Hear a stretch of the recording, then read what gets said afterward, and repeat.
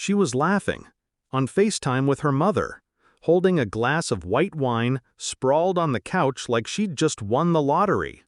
"Don't worry, Mom," she said, glancing sideways at the phone. "I'm just having fun.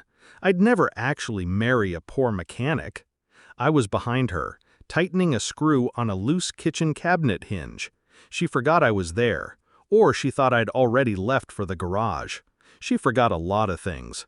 I didn't say a word, just looked at her profile, the fake softness in her laugh, the way she scrunched her nose when she lied. I wiped my hands on a rag, walked upstairs, packed my toolbox, and left. No slammed doors, no confrontation, just silence. That's always scarier. The next day her mom called. "Sweetheart," she said, in that tone old women use when they already know they've stepped in shit. "Why aren't you coming to Sunday dinner anymore?" I didn't answer. I just let the silence do the talking again. She hung up with a shaky voice and never called back. When I met Leah, she was a mess in lipstick and leather. She said she liked grease on my hands because it made me real. She said real was sexy. I believed her. We lived in a small apartment above my workshop. Friday nights we ate takeout on the floor and planned a future that looked nothing like hers. But I noticed the changes when her real estate license started bringing in more money than my garage. Nails got longer, dresses tighter, expectations higher.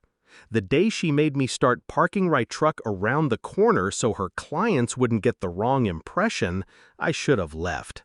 But I didn't, because I loved her. Or maybe I just loved who she pretended to be when we had nothing. I replayed that FaceTime call in my head every night for a week. Her words twisted like wire in my chest.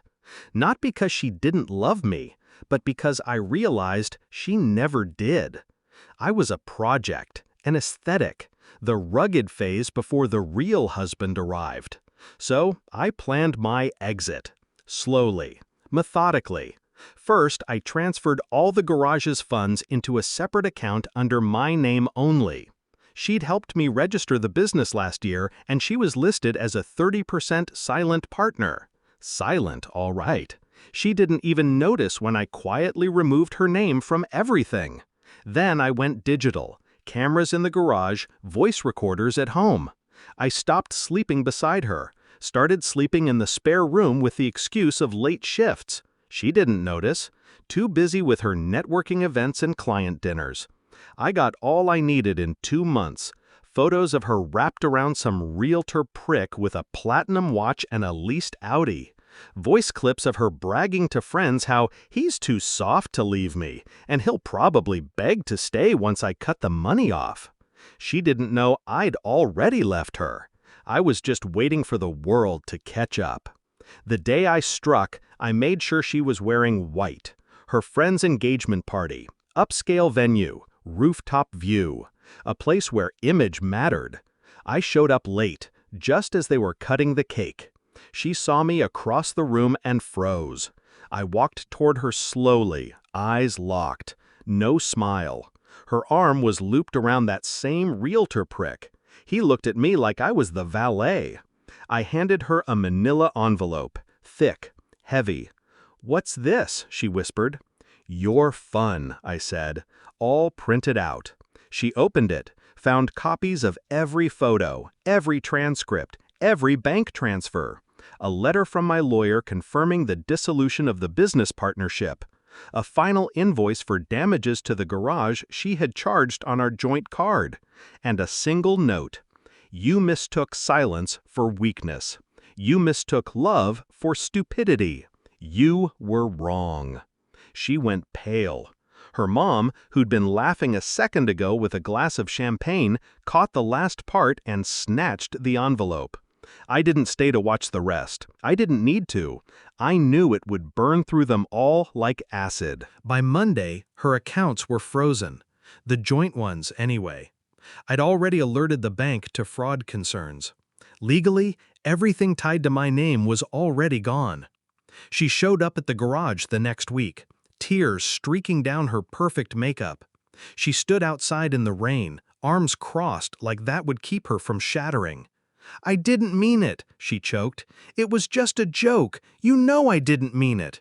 I looked at her, really looked, for the first time without the filter of love or hope. "No," I said calmly, "you did mean it, and I finally believe you." She reached for my hand. I stepped back. "You were having fun," I said. "So am I now." Then I walked back into my shop, closed the door, let the rain wash her away. Funny thing is, I still fix things, engines, gears, machines that break, but I don't fix people anymore. People break on purpose. Some things you don't repair, you replace.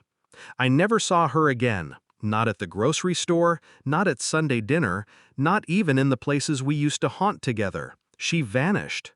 Or maybe, without the illusion, she was never really there to begin with. And me? I built my own garage. Bought a place outside town. Peaceful, clean, quiet. Sometimes at night, I still hear her voice, that laugh, that sentence, echoing in the back of my mind. I'd never actually marry a poor mechanic. She was right, because I'm not poor anymore. And she'll never marry me.